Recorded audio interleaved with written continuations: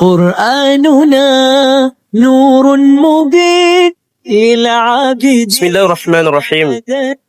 الحمد لله والصلاة والسلام على رسول الله وعلى آله وصحبه ومن والاه ولا حول ولا قوة إلا بالله أما بعد. Kaum muslimin dan muslimah rahimani wa rahimakumullah. Sekarang saya sedang berada di Ragunan, yaitu kebun binatang yang ada di Jakarta Selatan.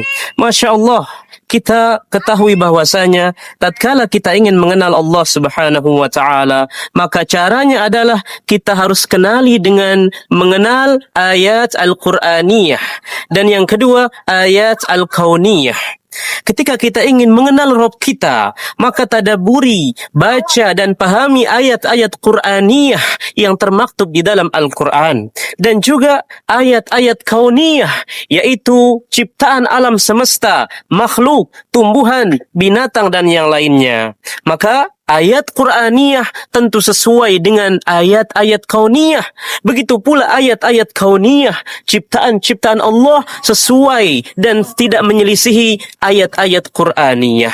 Maka ketika kita banyak mentadaburi, membaca ayat-ayat Qur'aniyah, maka jangan lupa juga kita pelajari, kita tadaburi, kita lihat bagaimana kebesaran Allah Subhanahu wa taala lewat ayat-ayat kauniyah, yaitu ciptaan alam semesta berupa tumbuh-tumbuhan, gunung, langit, bumi, sungai, binatang-binatang dan yang lainnya. Maka ketika kita masuk di kebun binatang ini atau ketika kita masuk di Ragunan ini, maka berbagai macam binatang, berbagai macam hewan yang dapat kita lihat. Contohnya seperti binatang gajah, yang mana binatang yang sangat besar, yaitu binatang gajah, yang mana Allah ciptakan binatang yang besar, yang memiliki belalai yang panjang, memiliki telinga yang lebar, dan seterusnya. Maka tentu kita juga ketika melihat seekor gajah tersebut, maka kita teringat dengan firman Allah Subhanahu wa taala, yang mana di dalam Al-Quran juga dicantumkan ada namanya surah Al-Fil, itu surah gajah, yang mana Allah berfirman, alam tara kaifa fa'ala rabbuka bi ashabil fil alam yaj'al kaidahum fi tadlil wa arsala alaihim tayran ababil tarmihim bihijaratin min sijil faj'alahum ka'asfin ma'kul. Maka surah Al-Fil mengingatkan kita ketika kita melihat gajah umpamanya, maka teringat dengan surah Al-Fil, mengingatkan kita bagaimana fenomena yang sangat luar biasa, yang mungkin orang menganggapnya di luar nalar, di luar akal pikiran, yang mana gajah yang begitu besar mampu dihancurkan oleh Allah dengan cara mengutus burung, kemudian mereka dilempar dengan kerikil-kerikil yang panas tentunya.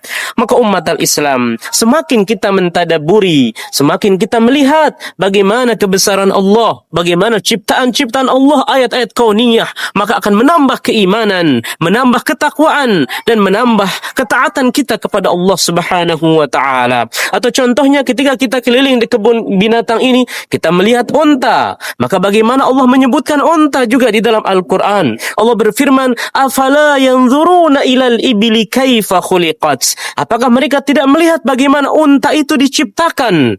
Allah menciptakan unta dengan memiliki punuk, kemudian memiliki leher yang begitu panjang, dan seterusnya. Maka kalau kita telusuri, kita tadaburi binatang unta, maka kita akan mengenal betapa agungnya Allah, betapa maha sempurna, maha suci, ya maha mampunya Allah menciptakan binatang dengan sedemikian rupa. Kemudian ketika kita jalan-jalan lagi, kemudian melihat burung-burung di sini, maka tentu kita akan teringat bagaimana Allah Subhanahu wa taala menciptakan seekor burung, ya, yang mana burung yang terbang di pagi hari dan juga pulang di sore hari. Maka sungguh teringat kita dengan hadis Nabi yang mulia sallallahu alaihi wasallam, sebagaimana Nabi SAW bersabda, "Lau annakum tatawakkaluna 'ala Allahi taqqa tawakkuli la razaqakum kama yarzuqut tayr taghdu khimasan wa taruhu bitanan." Maka ketika kalian, kata Nabi, betul-betul bertawakal sebenar-benarnya tawakal kepada Allah, gantungkan semua urusan ini kepada Allah, maka pasti kalian akan diberikan rizki. Nabi mengatakan pasti dan pasti kalian akan diberikan rizki. Kama yarzuqut tayr taghdu khimasan wa taruhu bitanan.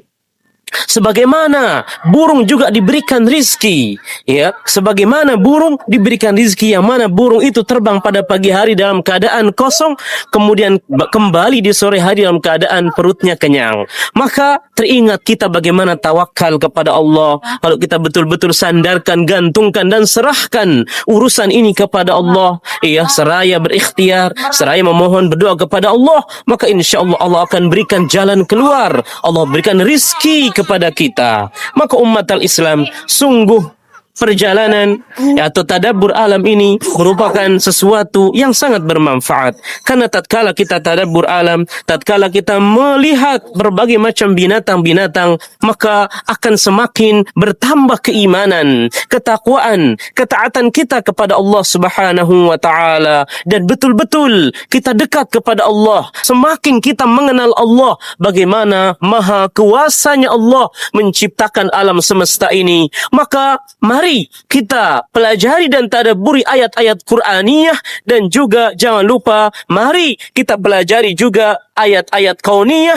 Mudah-mudahan dengan kita sering mempelajari, mentadabburi dua ayat ini, ayat Qur'aniyah dan juga ayat-ayat kauniyah, maka semakin menambah kedekatan dan semakin menambah untuk mengenal Rabb kita Allah Subhanahu wa taala. Karena kalau kita sudah mengenal Allah, maka niscaya kita akan semakin tenang, kita akan semakin bahagia, dan kita tidak gampang berputus asa karena kita mengenal Allah Subhanahu wa taala yang maha agung, maha segala-galanya. Apapun kondisi, apapun permasalahan kita, maka gantungkan dan serahkan kepada Allah, karena Allah maha rahman, maha rahim. Maka mudah-mudahan semua kita mampu untuk mentadabburi, mempelajari ayat-ayat Qur'aniyah dan ayat-ayat kauniyah, sehingga kita mampu menjadi hamba-hamba Allah yang istiqomah di atas ketaatan, istiqomah untuk mengabdi, berta'abbud kepada Allah Subhanahu wa taala, karena memang tujuan hidup ini adalah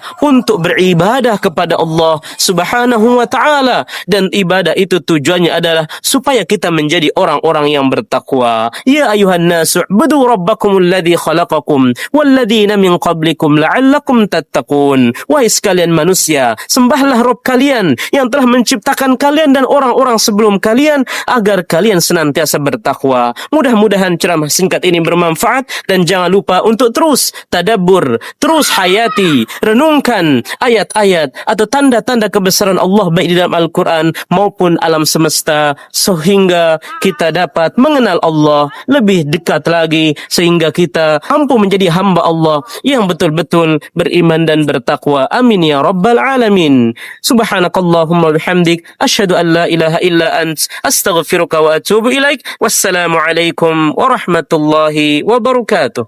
قرآننا نور مبين إلى عابدين مدى السنين، نور على نور لنا درب السعادة كل حين، منه شفاء للصدور برهانه بين السطور، وشفيعنا يوم النشور جاء على الوحي الأمين.